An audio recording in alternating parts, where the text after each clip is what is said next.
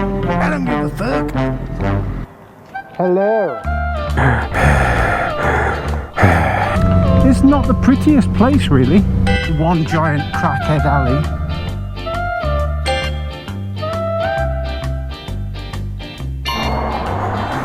Good morning, and welcome to another episode of Under the Helmet.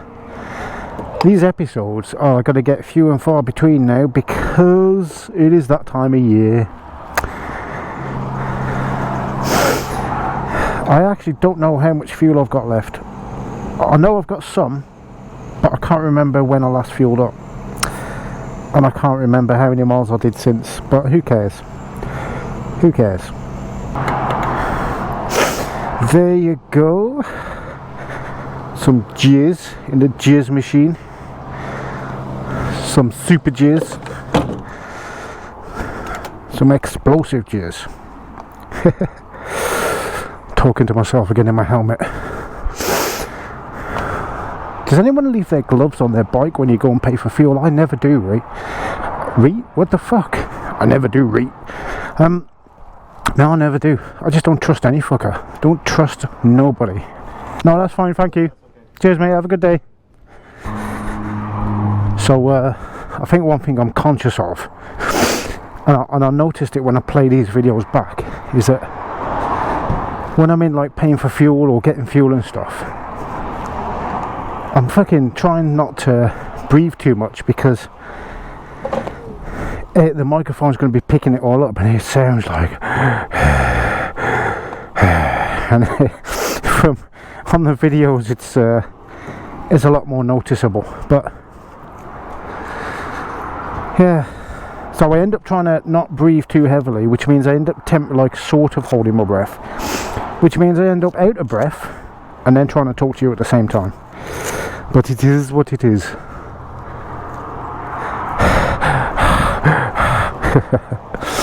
Anyway, I'm alternating colours again because why the fuck not? Because I don't give a fuck. I don't give a fuck. Right, let's go.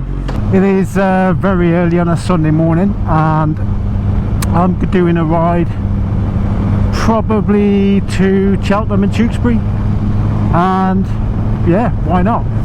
But the reason I'm out early Sunday morning is because it's going to rain later. It's due to rain from about lunchtime, so I thought if I get up early and head out, and then I can get a few miles and a few smiles before the rain, and get home before the rain comes in. But I'm heading into the town centre in a second because there's a pretty cool graffiti wall which I've driven past loads of times, and I've always thought, oh, that would be a good place for a photograph, but I've never actually bothered to stop there. So I'm going to go via there first, get a couple of pictures of the bike with some of that cool graffiti, and then I'm going to head up the road. I'm going to talk actually shortly. I won't get into it right now, but I'm going to get a little bit political because of recent events, and I don't normally talk about politics really on this channel because I don't want to spoil what this channel is. This is just bikes and me chatting shit and just you know, going about life. Okay, I have the odd rant or two. It's all about the death of Charlie Kirk, which I think is just an abomination. Those events are just tragic and so sad that it's worth talking about, you know, regardless of which political side you lean to. It is worth talking about that event, so I'll get into that a little bit later. And I said, hey there, blue eyes, I don't even know your name.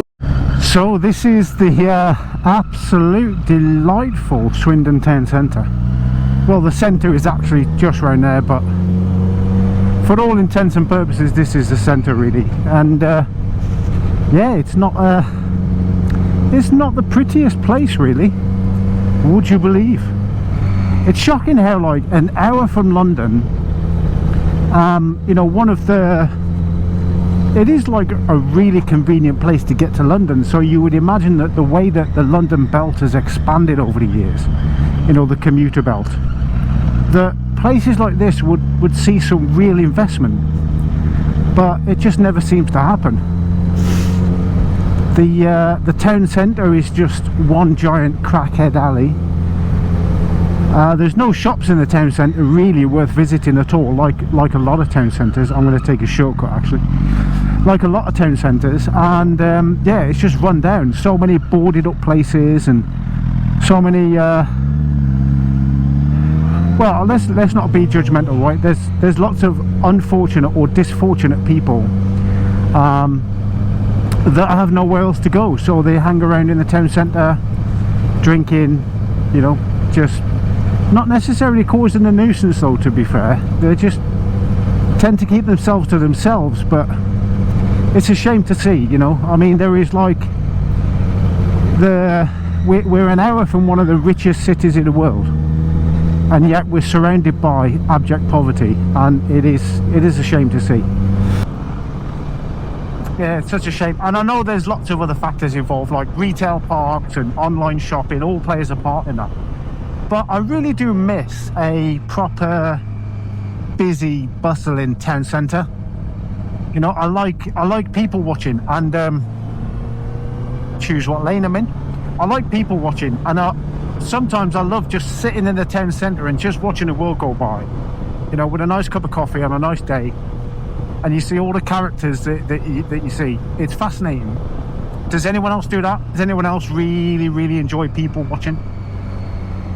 And there is a few places where you know, that's still enjoyable. Like, there are some towns that are still really nice, and I'm gonna probably head up to Tewkesbury, and that's one of the places. Like, Tewkesbury is a lovely, very busy little town that doesn't really have much in it. It's quite a contradiction. There's not much there, but it's always busy. It probably won't be busy at this time on a Sunday morning though. But yeah, it's lush. I haven't been out on a Sunday morning for ages. Look, there's no traffic. There's a few people here and there travelling on their way, I guess, but it's like, I was watching a film last night actually. I was watching 28 Days Later, because the new one's out, isn't it? 28 Years Later, that's out now, and I haven't seen it. So myself and Milady decided we're going to watch the first two again. So we watched the first one last night, we watched 28 Days Later, and yeah, it makes you wonder, doesn't it? Like, if you squint for a second then and ignore that zombie on the push bike, then it's almost like, can you imagine what it would be like if a place was abandoned? Does anyone else think like that, or am I just a bit weird? Hello.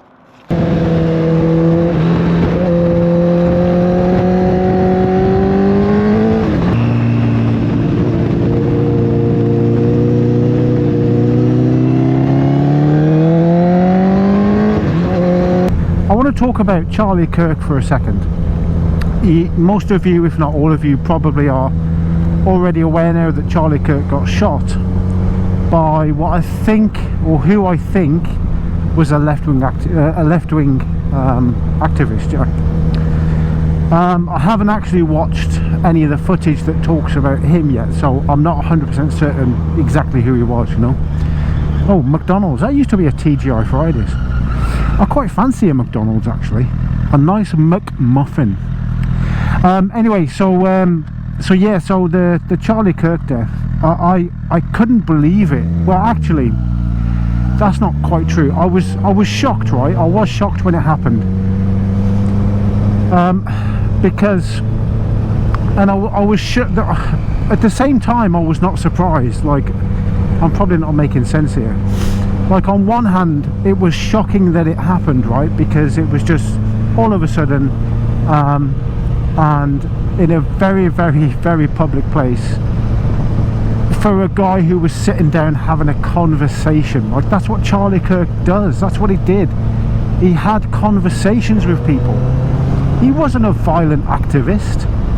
He wasn't a deranged politician that had you know, created unfair policies. He wasn't fucking rich, that was a rich man exploiting the poor.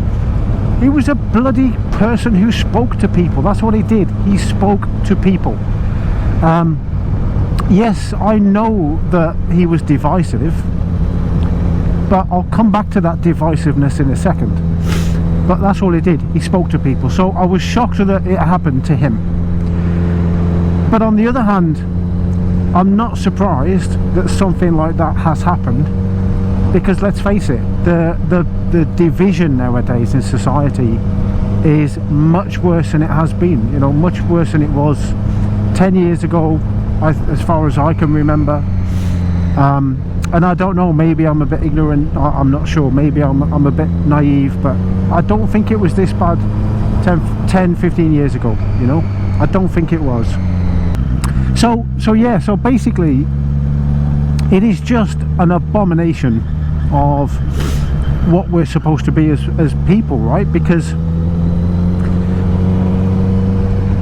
the thing is, like, the thing that gets me the most is, like I said, he just wanted to have conversations with people. This is Cheltenham, by the way, Cheltenham. He just wanted to have conversations with people, particularly people who disagreed with him.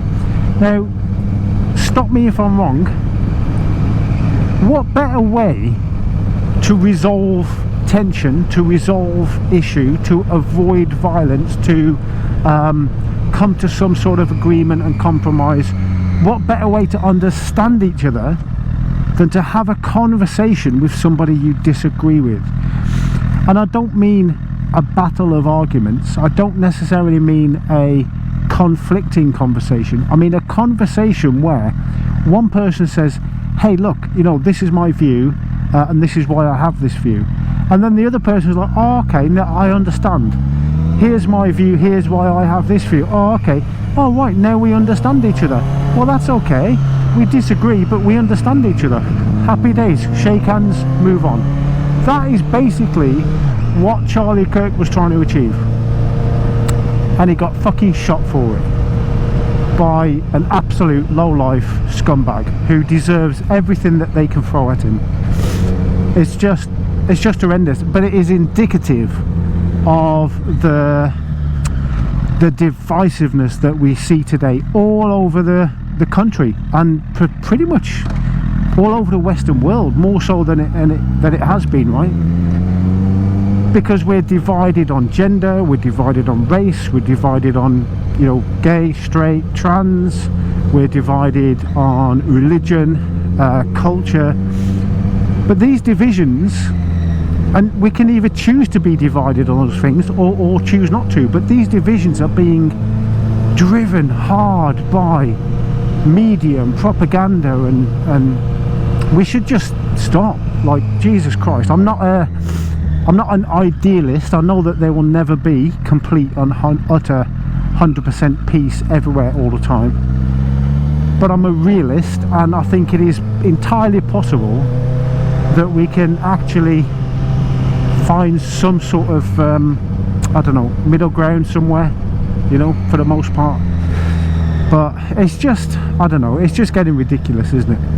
And to end up with somebody like Charlie Kirk being shot, you know, no matter what your political opinion is, and I am not giving a political opinion here, I think I might have said that already, but I'm going to say it again.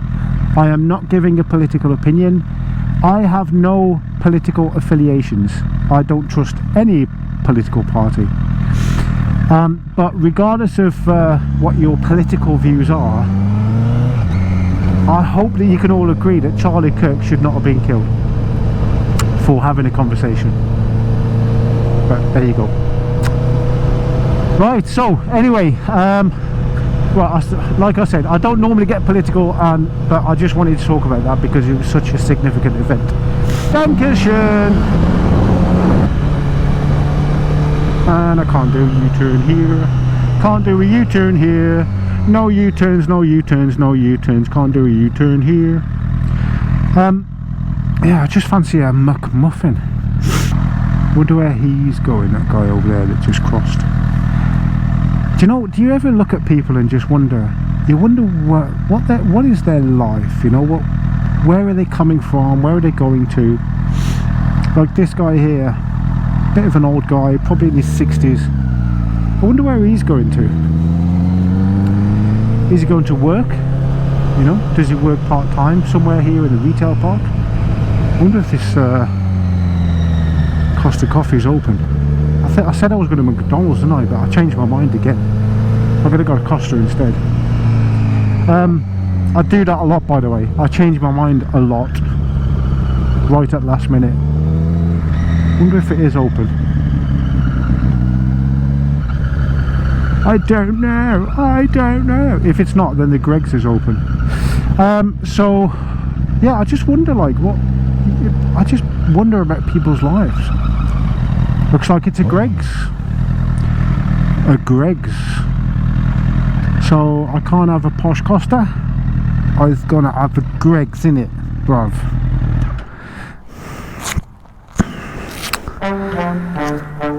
A couple of guys admiring the Fireblade. I like it, Fireblade, mate.